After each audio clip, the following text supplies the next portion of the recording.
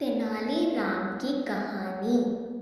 संतुष्ट व्यक्ति के लिए उपहार।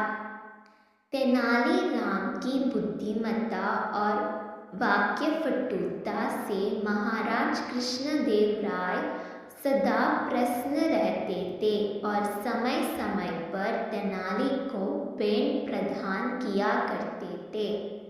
तेनालीराम ने भी इन भेंटों को संग्रह कर अच्छी धन संपदा एकत्रित कर ली थी। एक दिन जब वह राज दरबार पहुंचा तो उसने कीमती वस्त्र और आभूषण धारण कर रखे थे, जिसे देख महाराज ने कहा, तेनाली, क्या तुम्हें आभास है कि तुम्हारा वेशभूषा और रहन सहन में बहुत परिवर्तन आ चुका है। प्रारंभ में तुम्हारी वेशभूषा अति साधारण रहा करती थी, क्या बात है? तेनालीराम ने उत्तर दिया, महाराज, समय के साथ मनुष्य की वेशभूषा और रहन सहन परिवर्तित होती है और इसमें धन की विशेष भूमिका रहती है। आपके द्वारा दी गई भेंटों से मैंने पर्याप्त बचत की है, उन्हें भी खर्च कर मैं ऐसी वेशभूषा धारण कर पा रहा हूँ। तो इसका अर्थ है हुआ कि तुम्हारे पास धन की कोई कमी नहीं है। इस स्थिति में तो तुम्हें दान पुण्य करना चाहिए, महाराज बोले। यह सुनकर तेनालीराम बात पलटते हुए बोला, महाराज, धन मेरे पास अवश्य है, किंतु इतना नहीं कि उसमें से दान पुण्य कर सकूं। तेनालीराम की ये बात महाराज को खटक गई। उन्होंने उससे लथाड़ा की राज्य के मुख्य सलाहकार के पद पर होते हुए उन्हें ऐसी बातें शोभा नहीं देती। तेनालीराम क्या करता, क्षमा याचना करते हुए बोला, महाराज, क्षमा करें, मैं अवश्य दान करूँगा।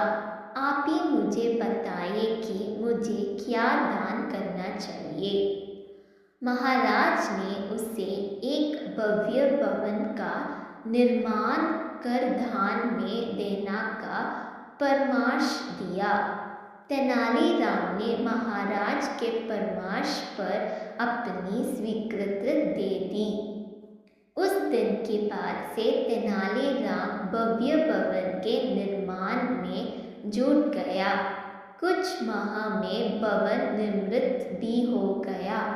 अब उसे दान में देने की बारी थी, लेकिन किसे भवन ही किसी को भी दान में दिया जाना उचित नहीं था। तेनालीराम के सोच समझकर उस भवन के सामने एक तख्ती टांग दी, जिस पर लिखा हुआ था, जो व्यक्ति उसके पास जो कुछ है उसमें प्रसन्न और संतुष्ट होगा, वही इस भवन को दान में लेने का पात्र होगा। समय व्यतीत होने लगा, किंतु कोई भी तेनालीराम के पास वह भवन दान में मांगने नहीं आया। एक दिन एक निर्धन व्यक्ति उस भवन के पास से गुजरा तो उसकी दृष्टि उस पर लगी तख्ती पड़ी। तख्ती पढ़कर वह सोचने लगा कि इस नगर के लोग कितने मूर्ख हैं जो इस भवन को दान में मांगने नहीं चाहते। क्यों ना मैं ही इस भवन को मांग लूं। वह तेनालीराम के पास पहुंचा और उससे भवन दान में लेने की याचना करने लगा। तेनालीराम ने पूछा, क्या तुमने भवन पर लगी हुई तख्ती पढ़ी थी? हाँ, मैंने एक एक शब्द पढ़ा है। निर्धन व्यक्ति बोला, तो क्या तुम्हारे पास जो कुछ है तुम उसमें प्रसन्न और संतुष्ट हो? तेनालीराम ने फिर से पूछा। मैं पूर्णतः संतुष्ट हूँ, निर्धन व्यक्ति ने उत्तर दिया। तो फिर तुम्हें इस भवन की क्या आवश्यकता है? यदि तुम इसकी आवश्यकता है तो फिर तुम्हारी ये बात झूठी है कि तुम अपने जीवन में उपलब्ध चीज़ों से संतुष्ट हो। ऐसे में तुम इस भवन को दान में लेने के पात्र नहीं हो। तेनालीराम की बात सुनकर निर्धन व्यक्ति अपना सा मुंह लेकर चला गया।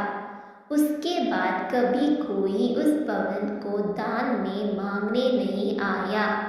कई दिन बीत जाने पर भी भवन दान में ना दिए जाने की बात जब महाराज के कानों में नहीं पड़ी तो उन्होंने तेनालीराम को बुलाया और इसका कारण पूछा। तेनालीराम ने सारी बात बता दी। महाराज यह बात सुन हंस पड़े कि तेनालीराम अपनी बुद्धिमत्ता से दान देने से भी बच गया। फिर उन्होंने पूछा कि अब इस भवन का क्या करोगे? तो तेनालीराम बोल पड़ा, किसी दिन शुभ मुहूर्त देखकर गृह प्रवेश करूँगा।